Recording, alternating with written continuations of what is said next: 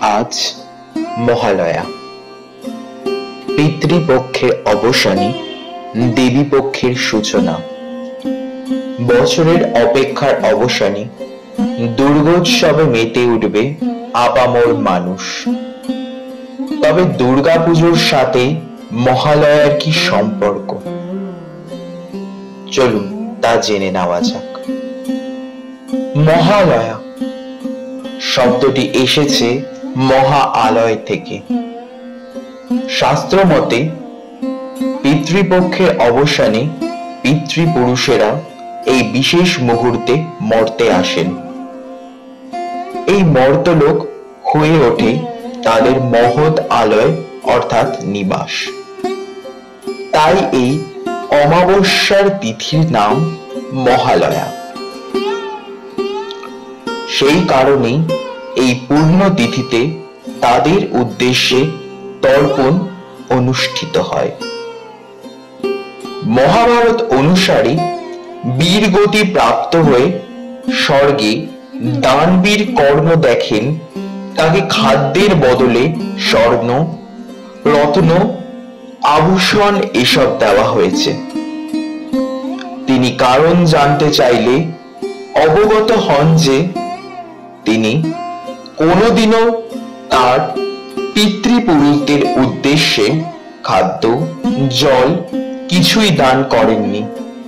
সেই কারণে তিনিও এখানে এসে খাদ্য পাচ্ছেন না। তখন তিনি এই মহালয়ার তিথিতে আবার মর্তলোকে এসে বিধিবৎ তর্পণ করেন। তবে এর সাথে দুর্গাপুজোর কোনো সম্পর্ক নেই। সেই যোগসূত্র খুঁজতে গেলে আমাদের কালিকা পুরাণের আশ্রয় নিতে হয়।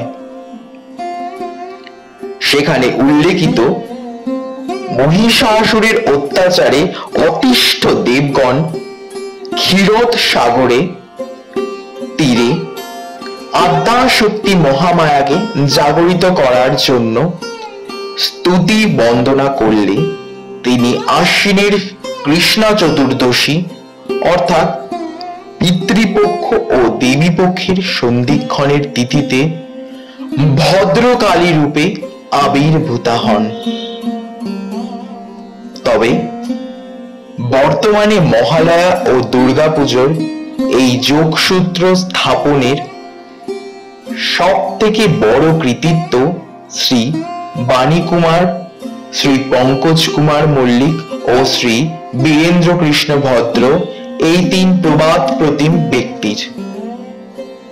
তাদের নির্মিত মহিষাসুর মর্দিনী গীতি আলেখ্যই মহালয়ার পুণ্যক্ষণে দেবীর আগমনের শুভ বার্তা নিয়ে আসে। জগৎ জননী দেবী হয়ে ওঠেন সকলের মহৎ আশ্রয়। এই উত্তরণের লগ্নই তাই আমাদের কাছে মহালয়া।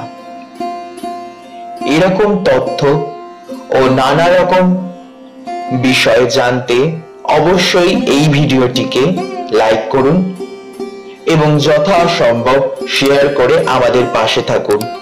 আরো এরকম অনেক ভিডিও জানতে চাইলে, পেতে চাইলে অবশ্যই সাবস্ক্রাইব করুন আমাদের এই চ্যানেলটি।